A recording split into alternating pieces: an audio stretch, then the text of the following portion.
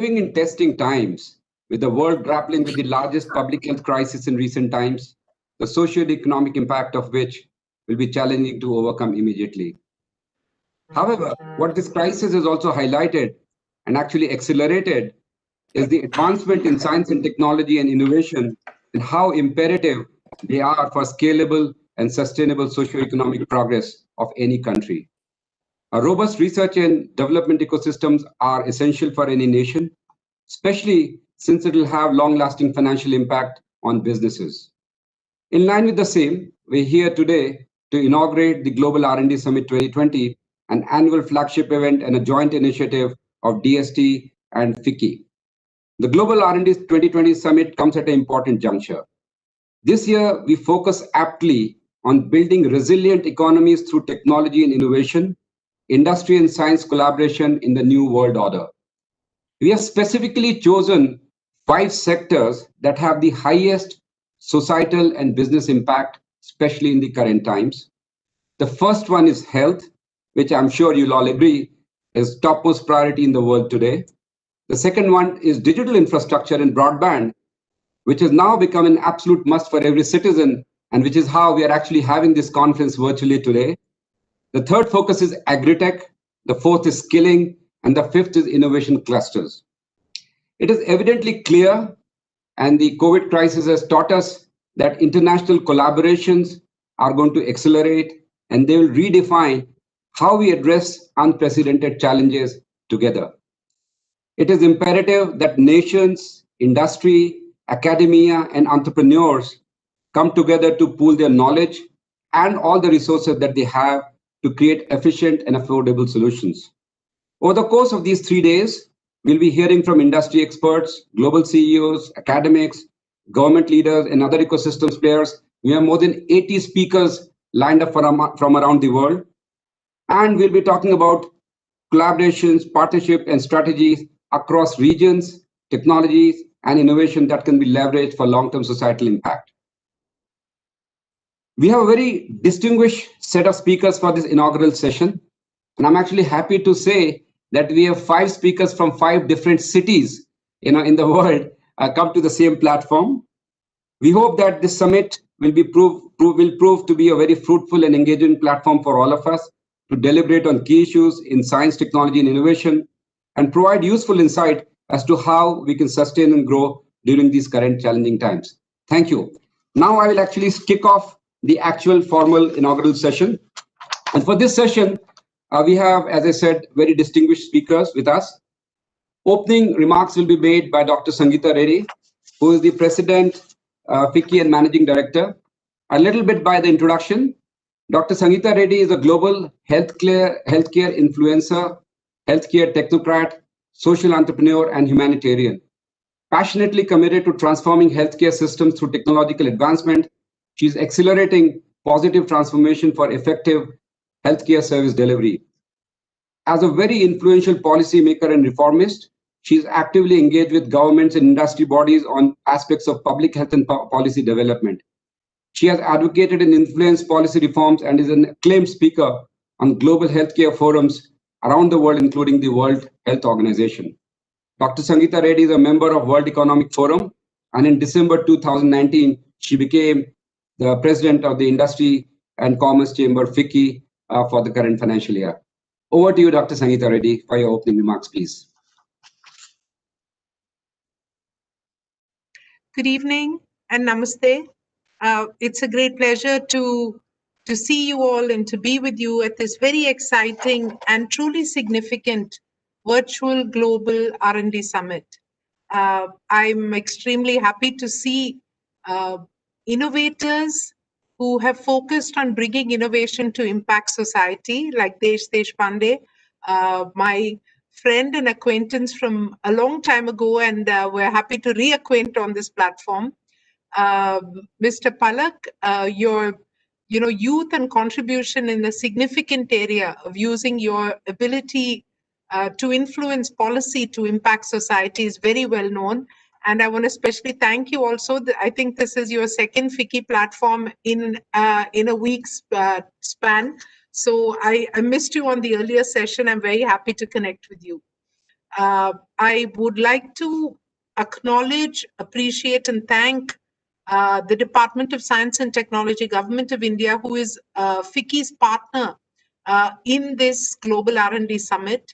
And every year, the summit brings together policymakers, scientists, innovators, investors, entrepreneurs, academia, industry from all over to really find those important aspects, those deep dialogues that we need to have to bring together, to come on a common platform and to discuss and deliberate how, I think very simplistically said, how we can make the world a better place because we apply science appropriately.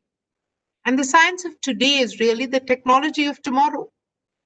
This bench to bedside acceleration, which, in my field, the healthcare field, is most critical. And Edward Teller, the Hungarian-American theoretical physicist, said this, that the science of today is the technology of tomorrow. And it is this technology which is redefining our future. It is the ability to use technology which enabled India to create the Aadhaar, or the identity system. Because of the Aadhaar, the banking and mobility, or the jam trinity, which is so to speak, in the height of COVID, the government was able to transfer money into people's bank accounts and therefore enable them and ensure that they do not starve. They were able to track the transfer of food grains. So there are 100 occasions where technology is now becoming the backbone. And in the same voice, in this evolving world, we have seen, the virality, the pace at which the pandemic actually redefined our way of life and our way of working and our way of collaborating. And given this interconnected world that we live in, we've also seen that countries are supporting each other in this crisis, whether it was India sending medical supplies or, vice versa, many other countries sent across the world. But the COVID-19 outbreak has emphasized the need for nations to be self-reliant, but also to embrace multilateral, inclusive growth of a sustainable nature and an inclusive nature where we leave no one behind, because the digital is transforming the pace at which we grow. And while everybody speaks about the alphabet related to the recovery, is it going to be a U-shaped recovery? Are you going to helicopter money? Is it a V-shaped recovery? We do not want to see a K-shaped recovery where one segment of society goes down and another segment uses this digital transformation to move up. We need to carry everyone along with us. And I believe in this area, whether it's in the alleviation of hunger, whether it's in the enablement of access to healthcare for every child, every mother who's delivering, every adult, whether it's in our fight against non-communicable disease, in the transformation of the way we sustain our planet, we use or conserve water, we change our cleaning methodologies, we feed the world because we have found out what we can do with different forms of food systems. Each of these is core science being applied to solve a major global problem. And that is the beauty of science. And when we take science and R&D and juxtaposition it with innovation and entrepreneurship, enable business to take these scientific innovations to the marketplace so that they can work for people and work for humanities and economies and governments and countries. That is really where we manage to increase the impact that we can create. And this requires a great level of preparedness, of planning, of leveraging and pooling resources. It calls for higher degrees of collaboration between scientific institutions and the private sector. And it is in the light of that that we re-emphasize that scientific institutions and industry need to work hand in hand so that they can solve the world's large problems. And once we have set our path on solving the world's problems, we can move parallelly and equally to making the world a better place.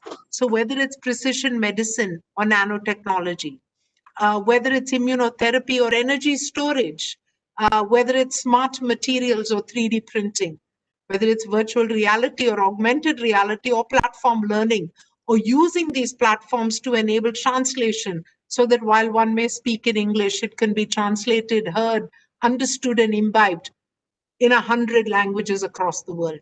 This is the power of science and technology. This is the power that we must bring to people, and we must enable everyone to have access. The government and the private sector plays a very critical role in driving this economic growth and social development of every country. And a coherent and a symbiotic association between them has the potential to catalyze breakthrough changes, particularly in the R&D ecosystem, and a synergistic outcome can be achieved when these two come together. So I'm extremely happy. I want to thank our chair and co-chair of the committee who have really put this together and ideated, as well as the entire FICCI team. Once again, my thanks to the Department of Science and Technology for their complete cooperation and collaboration. I'm honored and privileged to serve on the board of the one of the committees working in this area, so I recommit myself to this space. And I very warmly welcome our speakers for today and the speakers of the entire conference. We have over 75 global speakers lined up for the next 3 days who will be deep diving to see how we can enhance science and industry interaction for the greater good of the world at large.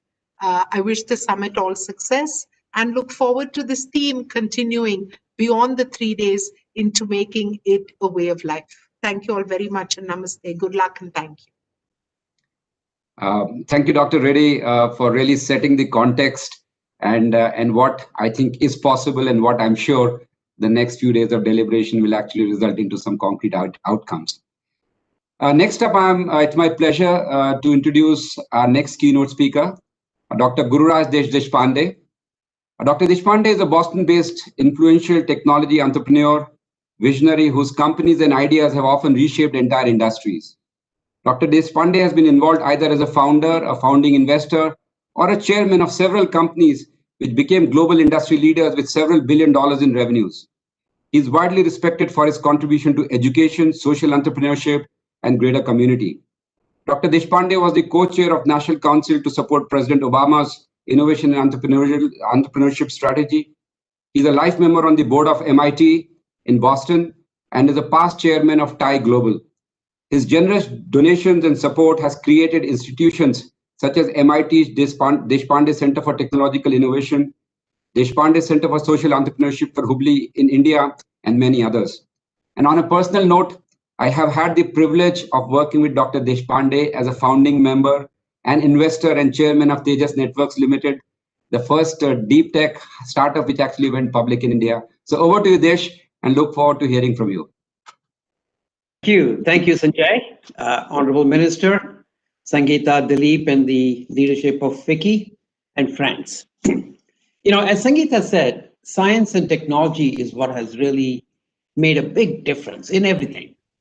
And there is no stopping of it, right? Is there an echo? Okay.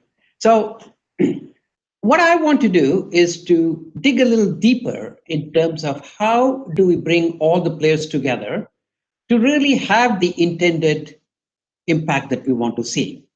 Like Sangeeta said, there's a lot of players in that whole ecosystem, and everybody has a role to play. And after all, most of the innovation, some of the innovation is funded by private companies, but most of the innovation is funded by taxpayers. So unless we create a virtuous cycle where the innovation actually has a social and economic impact on the society will not be able to create that virtuous cycle and feed back into that innovation cycle. So, I left India in 1973, came here, got educated, got a PhD, then stumbled into entrepreneurship. And that was an amazing experience to take an idea, take an innovation and build companies and make a big difference. So for the last 20 years, that's been very close to my heart. How do we make innovation have a bigger impact on society and economy? So innovation is roughly where engineering was 50 years ago. 50 years ago, engineers designed a product, a service in a black room somewhere. And then once the product was done, they hired sales and marketing and tried to peddle the product. Some worked, some didn't work. You would never do that today. So innovation was a little bit like that when I joined the MIT board 20 years ago. And even MIT and Stanford, which are sort of the leading institutions for innovation, it was something similar where innovators, the best among them would innovate, and then the best among them would patent the technology, and then the technology licensing officers would go around peddling those ideas. So 20 years ago, we set up this center, Deshpande Center for Technological Innovation in MIT. And the idea was very simple. The idea was that you connect the innovator to relevance, to the real problems as they're innovating, as opposed to after they innovate. So that when they finish innovation, it's more likely that that idea will have a pull in the marketplace and therefore have a societal impact, either economic or social. So if you dig a little deeper into it, see, innovation is not something that you can mandate. You have to have freedom. And when you create, every time you create a nurturing environment, whether it's a think tank, a university, R&D within a company, it becomes clubby in the sense you have to give them all the freedom that you want to give them. And therefore it becomes clubby. And then there's a very tendency for this group to move further and further away from the real world. And when that happens, then that group gets more interested in impressing each other as opposed to impact. Not that they intend to, but that's how the groups behave. So if you want to have an innovative system in a country, in a university, in any place, to have an impact, you have to have a conscious effort of connecting that innovator to relevance. And so that was the core idea behind the center we set up at MIT. And within 3-4 years, it worked fabulously well. And anything that went through the center was 3 times more likely to have an impact than otherwise. And once it was proven there, then we worked with National Science Foundation in the United States, which is a $7.4 billion granting agency. And we implemented the same system. And over the last 8-9 years, now it's a national program. And, so there was a lot of research that gets funded in even the smaller places within the United States, Kansas, Ohio, Florida, all over the place, apart from MIT and Stanford. And it was very pleasing to see that last year alone, about 600 ideas and companies came out of the funding that National Science Foundation did. Now, India is investing a lot of money. So DST, CSIR, defense, a lot of money in innovation. And so I was very interested to see if we can bring the same system to India as well. And it's amazing how supportive DST and Vijay Raghavan and all these people have been. So we started this program called Gopalakrishna Deshpande Center, which is based in IIT Madras, but it's really not an IIT Madras initiative. It runs out of IIT Madras, IIT Bombay, IIT Delhi, and IISc. And the idea is to connect the innovators, get them out of the campus and get them to talk to the industry, get to talk to the real world where the problems are, so that they're more likely to have an impact with their ideas. So I think it's for these innovations to really have an impact on the world. You need 2 things. You need people who come up with ideas that are relevant, that are directed to some burning problem that the world has. And then you need entrepreneurs to take that idea and make something happen. So if you, and the mix of this innovation and entrepreneurship tends to be a little nuanced, meaning if you look at the world and break up the world into 3 groups of people, let's say people who have a lot of disposable income, people who have some disposable income, and people who don't have any disposable income. Obviously, people who have a lot of disposable income, when they have a problem, they're Googling for solutions. And therefore, if you want to make a difference in their lives, you have to compete for that opportunity. You have to come up with something that's brand new in the world that nobody has seen before. So innovation becomes a very big component. And then you need entrepreneurship on top of that to make that thing happen. And that's an economy that we know works well, and that's what creates the GDP, GNP, and everything else.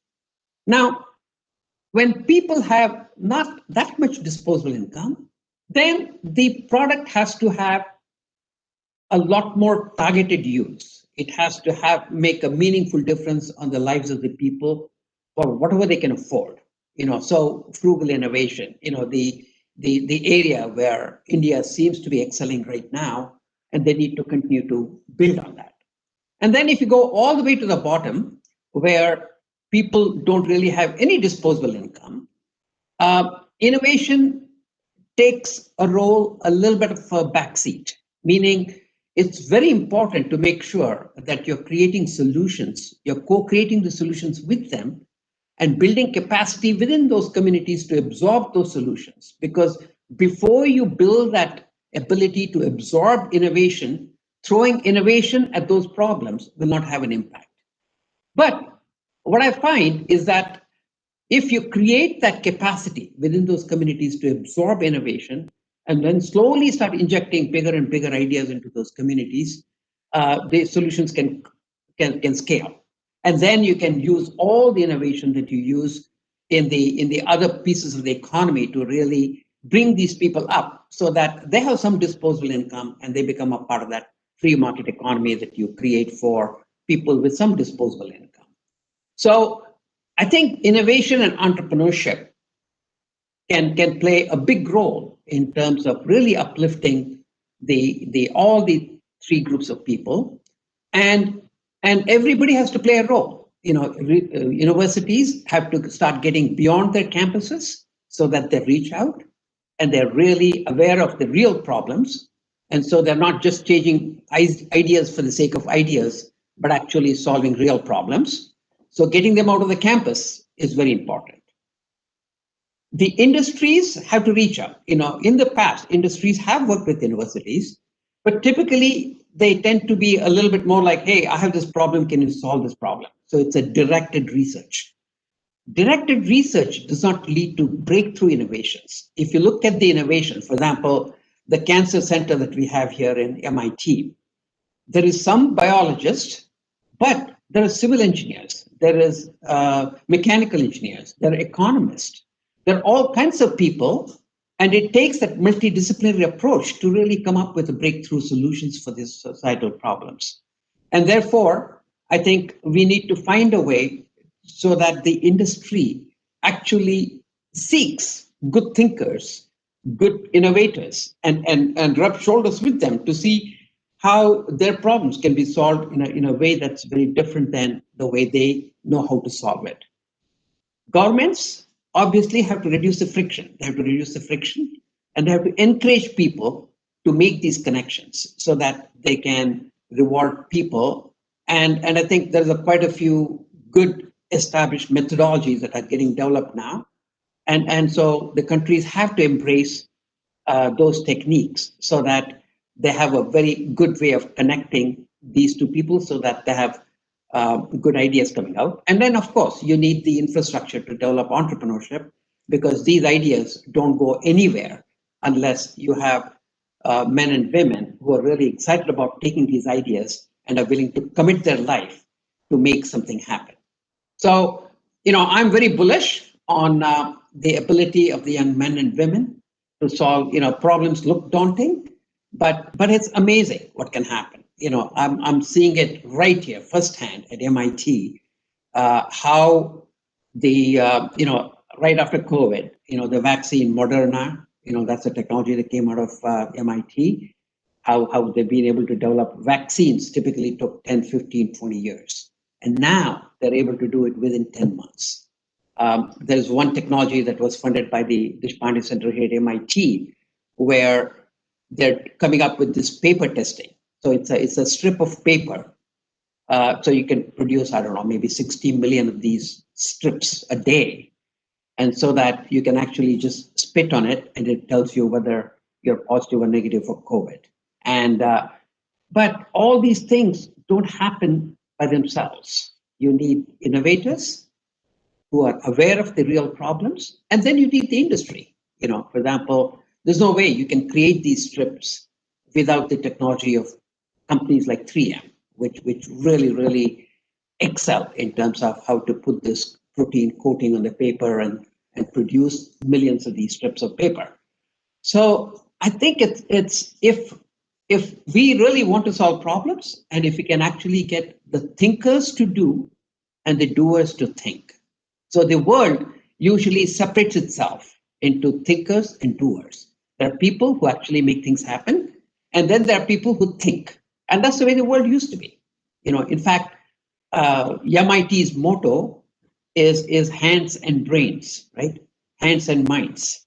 Because 160 years ago, universities were primarily universities to think about philosophy, to think about intellectual curiosity.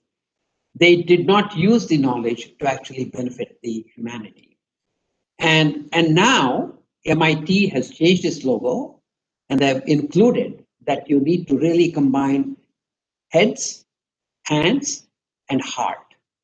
Because the world, like Sangeeta said, will not be a good place, a pleasant place, if we have just a few people do well and the rest of the people are not doing well. So we really need to bring the head, heart, and the mind together so that we actually create a world that can live in harmony. So thank you very much. I know you have an exciting couple of days coming together, and I hope each one of you leave with some new actionable ideas that you can take with you and really make sure that we all benefit from bringing thinkers together and the thinkers and the doers together. So thank you very much. Thank you, Desh, for really enlightening words, which comes out a lot of experience from what you've been seeing. So thank you again for, all the thoughts and the motivation for all of us to work together. The next speaker I'm very excited to introduce is Mr. Zunit Ahmed Palak, who is Minister of State, ICT Division, Ministry of Post, Telecommunication and Information Technology, Government of Bangladesh. Minister Palak is one of the youngest members of Parliament of Bangladesh. He's been a member since 2009, when he was the youngest elected member. And I believe he's younger than the country Bangladesh in terms of how it got independent. So he's a great youth power. And he was nominated as the Young Global Leader in 2016 by the World Economic Forum. Mr. Palak is a lawyer by profession, but is enrolled in an advocate in the Supreme Court of Bangladesh. But right now, of course, he's been doing lots and lots of different and very exciting things for Bangladesh. And we'd definitely like to hear from Minister Palak in his thoughts about the topic today and areas of cooperation that we can see going forward. Over to you, Mr. Palak. Thank you very much, Mr. Sanjay Nayak, for your kind introduction. And we have with us respected President of Federation of Indian Chambers of Commerce and Industry, Dr. Sangeeta Reddy, Dr. Desh, and the other panelists. Assalamu alaikum, adab, namaskar, and good evening to you all. Thank you, Federation of Indian Chambers of Commerce and Industry, for inviting me to speak at this excellent, important event. Ladies and gentlemen and excellencies, at the outset, I would like to pay my homage to founding father of Bangladesh, Bangabandhu Sheikh Mujibur Rahman, who dreamed of a golden Bengal. This year, we are celebrating the centennial birth anniversary of Bangabandhu Sheikh Mujibur Rahman, who laid the founding stones on which our nation is built upon. I would like to heartily thank the people and the government of the Republic of India for supporting us in our liberation war in 1971. Today, Bangladesh and India share a strong bond of friendship in trade, science, ICT, and bilateral and regional cooperation. In 2008, the current Prime Minister of Bangladesh, Sheikh Hasina, declared the vision of Digital Bangladesh. The Digital Bangladesh vision, or Vision 2021, is the promise to become a middle-income nation by 2021 by leveraging ICT and knowledge economy by 2041. The Digital Bangladesh vision is the modern concept of Bangabandhu's Sonar Bangla or Golden Bengal, eradicating poverty and ensuring food security and also a better livelihood. The architect of Digital Bangladesh, Mr. Sanjeev was a joy, the Honorable ICT advisor to the Prime Minister, strategized her vision and gave us implementation roadmap to make Bangladesh a reality.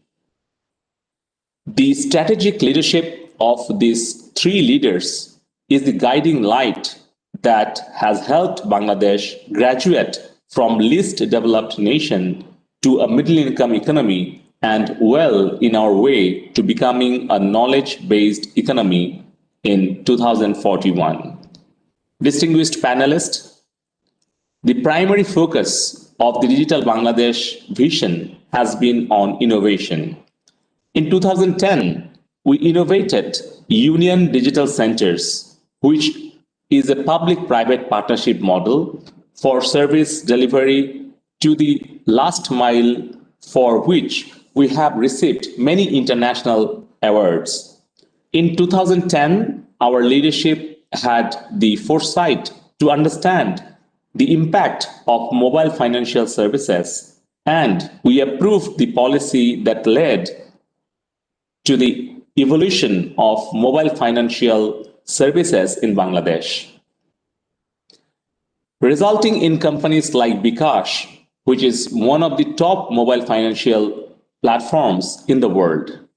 Today, during the pandemic, the Honorable Prime Minister distributed 2,500 taka to over 5 million people using mobile financial platform. This was possible because we already had an ecosystem where almost 90 million people are using mobile financial services. When ride-sharing was getting popular in the region, we supported local startups, and that resulted in our local ride-sharing giant Pathao, which has raised over $100 million in foreign investment in 2015. We launched our national portal, which housed more than 25,000 government websites under one platform, and now currently hosts over 50,000 government websites and thousands of services. In 2015, when we launched the portal, it was a global innovation recognized by WSIS, because at that time, we were the first to do so that in scale. These are just some of the examples of the open-mindedness of government of Honorable Prime Minister Sheikh Hasina to invest and nurture in innovation and research.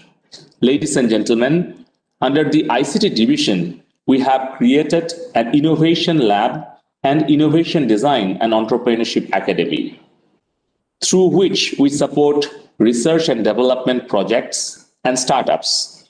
Looking ahead, we are focused on developing our youth in the 4IR stack and are building schools of the future, frontier technology labs at universities, and advanced digital labs in schools and colleges across the country. We are building Center of Excellences on Fourth Industrial Revolution technologies and have built business incubators at universities and have undertaken a futuristic program termed SHIFT, Sheikh Hasina Institute of Frontier Technology, to develop the future tech scientists of Bangladesh. What Dr. Desh already mentioned about the collaboration between government, industry, and academia, we are trying to bridge the gap between industry and academia from ICT division. Our main role to coordinate and collaborate among those stakeholders. Our growth strategy for Vision 2041 prioritize our investment in research and innovation. The government is establishing National Innovation Agency, which will work to build an ecosystem and conducive policy environment with the support of industry, research labs, universities, and entrepreneurs. We have also built around 5,000 Sheikh Russell digital computer labs across the country and are building 8,000 more to help train our youth both at school and college levels. This infrastructure will help us take fourth industrial revolution skills and knowledge to schools across the Bangladesh. To support innovation and entrepreneurship, we are building Sheikh Kamal IT Training and Incubation Training Centers in our 64 districts. Dear Excellencies, to celebrate the centennial birth anniversary of founding father of Bangladesh, Bangabandhu Sheikh Mujibur Rahman, we have established a Bangabandhu Innovation Grant, or BIG in short, through which we are funding 100 startups from Bangladesh as well as from across the globe. I would like to invite startups from India and other countries to apply BIG by January 25th, 2021. Please visit www.big.gov.bd. As the pandemic continues to threaten economies of the world, Bangladesh is relying on digital technologies, strong infrastructure and facilities, and its digital human resources to steer its way through a new normal. And I welcome all the economies to collectively share our knowledge so that we may benefit from lessons of each other. This is not the time to compete, but rather to collaborate to build together a better world. Thank you very much for your patient hearing. Thank you, Minister Palak. I mean, it was absolutely heartening and exciting to learn the amount of progress the Digital Bangladesh mission has got under your leadership. The kind of examples that you gave on the ground gives us a lot of confidence that policies have actually been implemented at the ground level and the common citizen is indeed benefiting. And a couple of things which I also picked up, which was very exciting, is that the way you and your country are looking at leapfrogging, your economy using digital as a pole and really taking advantage of the situation in the world today. So that's a very positive thing. And I must tell you that there's a lot of learning within India as well, where we've had the largest, transformation of a traditional economy to a digital economy over the last 5 years. And I'm sure there's a lot of shared learnings as we just discussed, and along with the other panelists as well. So thank you again very much for coming on our platform and sharing your ideas. Thank you again. May I now request Mr. Sanjeev Varshney, who is the head of international cooperation for Department of Science and Technology, to give his closing comments and vote of thanks. Just to introduce Dr. Varshney, he's been scientific officer with the Government of India, working with the Department of Science and Technology since 1990, and is the advisor and the head of international division of the DST for facilitating all the bilateral scientific cooperations from India and other countries. He's been co-chair and on the governing body of many Chamber of Commerces, many innovation alliances, and many research foundations. He has developed several scientific activities as well as intergovernmental documents to facilitate bilateral scientific cooperation. And again, on behalf of FICCI and all of us, a very big thank you to Department of Science and Technology for making this event happen and being solidly supporting all our initiatives. Over to you, Dr. Varshney.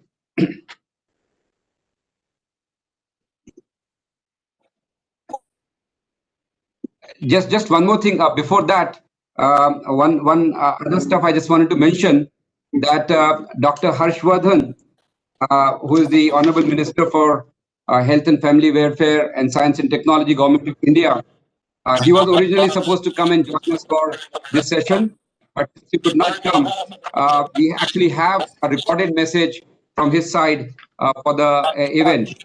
And while FICCI Secretariat brings up the recorded message, I just wanted to take a minute to introduce Dr. Harshwathan. Dr. Harshwathan is the Union Minister for Health and Family Affairs, Science and Technology, Government of India. He has had a distinguished record of public service and has left an indelible mark in all the fields of activities. He is an ENT surgeon by profession, but he branched out in public life in 1993. His public life has been marked by outstanding achievements in the field of health, education, law, science and technology, and environment. As the country's health minister, his proactive handling of the ongoing COVID-19 crisis has helped India to keep the spread of the pandemic to the minimum, and his exemplary work in combating the pandemic in this densely populated country has won him applause all over the world. So unfortunately, he could not join because of his preoccupation today. So may I request the FICCI Secretariat to kindly play the video message from his behalf, after which I'll again request Dr. Sanjeev Varshney to give the closing comments. Good evening, ladies and gentlemen. It is my great pleasure to deliver the keynote address for the launch of the Global R&D Summit 2020. The Department of Science and Technology is proud to be the long-standing partner with FICCI for the Global R&D Summit. Over the years, the summit has been instrumental in presenting to us the new and emerging frontiers of science and technology from around the world and building collaborations and partnerships that I am glad to note have flourished well. I am glad that this year's theme is on building resilient economies through technology and innovation, industry and science collaboration in the new world order, which is very central to our Honorable Prime Minister's vision of Atmanirbhar Bharat. Friends, you will agree when I say that research and innovation is a way of life. Their outcomes support and shape a wide range of industries and communities, from the latest delivery app to safer cars or breakthrough treatments for illness. The current pandemic has only reinforced our belief in innovation and R&D to accelerate progress, services that not only are helping in disease management, but in turn also making our nation resilient and self-reliant. This is evident in the fact that from zero production of personal protection equipment before March 2020, India today has created a capacity of producing more than 5 lakh PPE kits daily, which is also growing steadily. Additionally, India has also demonstrated tremendous capability in channelizing its innovation prowess, as manifested in the repurposing of various automobile sector industries to collaborate in the making of life-saving ventilators. These examples have amply demonstrated that the clarion call given by the Honorable Prime Minister to use these trying times to become Atmanirbhar has adequately enabled the resurgence of the Indian businesses and therefore the overall economy. But this is just the beginning. You all are also acutely aware of the challenges that the pandemic poses both in the near and long term. It is a time for bold decisions and bold investments, and not for conservative approaches. This also is the time to move from command and control economy to plug and play and to build a competitive global supply chain. We are very much committed to help companies invest in India and make for India and for the world. Fueled by the current pandemic, you will appreciate that India is today transitioning from era of liberalization and globalization to one where it has to reinvent itself to become a self-reliant country that can face recessions and pandemics and position itself as a comfortable investment destination where the world can relocate to capitalize on its huge and talented manpower and geographic advantages. Technology and R&D shall play a big part in catalyzing this aspect, and I look forward to the august audience today to help India achieve that. As the world races to find a cure and vaccine for COVID-19, India is looking to be self-reliant in both development vaccine and its mass production. Called as the pharmacy of the world, India has the largest capacity to produce COVID-19 vaccines. We have now initiated to look at a robust vaccine manufacturing and delivery ecosystem to meet our demands in the coming days. That is one area where I think that your inputs and contributions shall help us immensely into not only addressing a topical issue, but also creating best practices for the future. DST has been proud partners with FICCI on some aspects of these issues, and via a few programs like the Millennium Alliance COVID-19 Grand Challenge Program have helped young entrepreneurs take their disruptive, innovative technologies to other low-income countries. This is a great example of how, as a society, we can share knowledge and resources for the common benefit of humanity.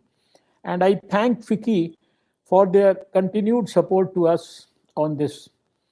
Lastly, there is absolutely no doubt that people, planet, and profit are interlinked, and all three can simultaneously coexist and flourish. I am hopeful that with the support of the government and private industry, the Indian R&D sector will reach new heights and will, as always, contribute to nation's growth and prosperity. Many thanks to you all.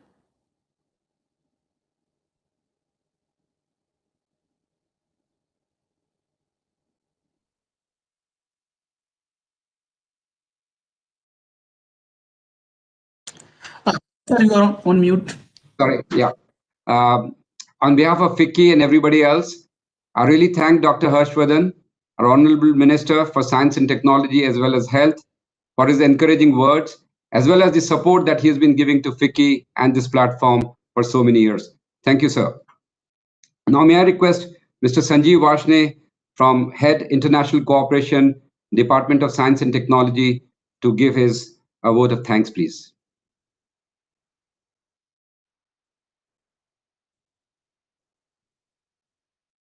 Dr. Sanjeev?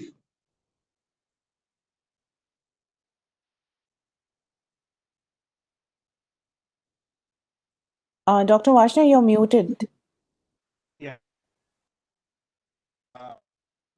Thank you, Iti. Thank you, Sanjay. It's my, first of all, my apology. My video is not on because of bandwidth issue. It's my pleasure to deliver a vote of thanks and the inaugural session.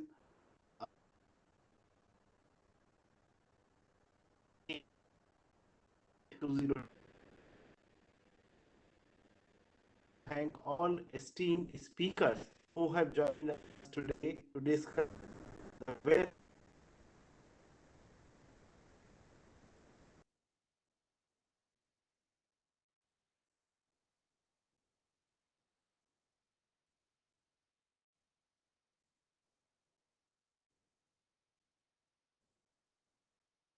Dr. Varshney?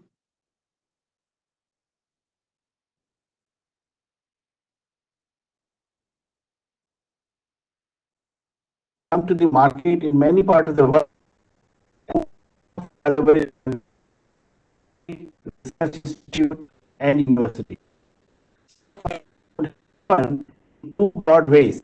Either the research and development being undertaken in public funded research labs or flow out to industry through a robust technology transfer office, or industry share statement with research and development institute to make research more market driven.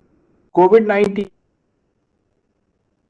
is the importance of science and technology both in terms of preparedness and response. In India, our strong as well as startups at leading institutions of academic excellence were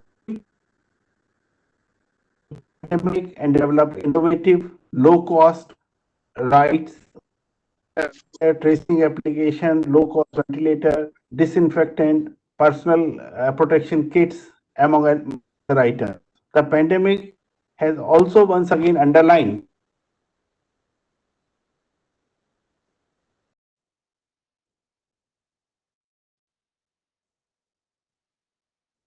institutions.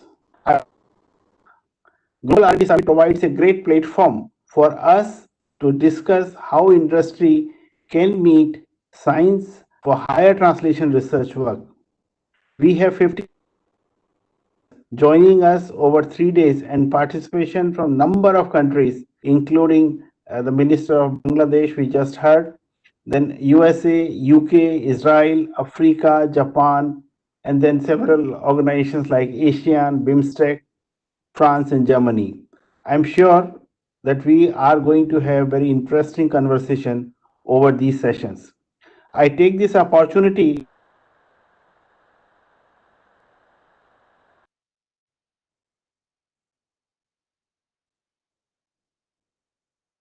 addresses although a message, but showed his keenness that this partnership between research institutions, labs, universities, and industry need to grow.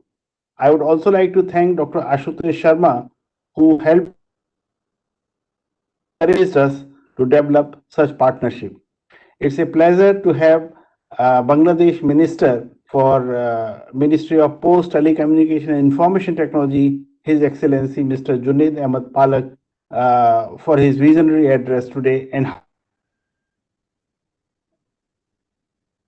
the path of digitization. I thank Permanent Secretary, Ministry of Trade and Industry, Government of Rwanda, Mr. Michael Sebera, for joining us today, and we look forward to strengthening more and more S&T collaboration with them. I thank Dr. Sangeeta Reddy, and